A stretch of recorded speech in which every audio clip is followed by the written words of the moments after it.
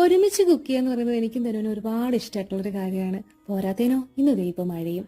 ശരി, എങ്കിൽ പിന്നെ നേരെ കിച്ചണിൽ കയറിയിട്ട് പുട്ടും കടലും തന്നെ ഉണ്ടാക്കി കളയാം എന്ന് വിചാരിച്ചു. മലയാളികളുടെ ഏറ്റവും ഫേവറേറ്റ് ആയിട്ടുള്ള ഡിഷാണല്ലോ പുട്ടും കടലയും. കാനഡയിൽ വന്നിട്ട് ഞാൻ മനസ്സിലാക്കിയ ഒരു വലിയ കാര്യം എന്താണെന്ന് വെച്ച് കഴിഞ്ഞാൽ, ആക്ച്വലി ഇത് കാനഡയിൽ മാത്രമല്ല, നമ്മൾ ഏത് രാജ്യത്ത് പോയാലും ഭാര്യയ്ക്കും ഭർത്താവിനും ഒരു ജോലി ഇല്ലാന്നുണ്ടെങ്കിൽ, രണ്ടുപേർക്കും ജോലി ഇല്ലാന്നുണ്ടെങ്കിൽ കാര്യങ്ങൾ മുന്നോട്ട് കൊണ്ടുപോകാൻ കുറച്ച് പാടാണ് കേട്ടോ.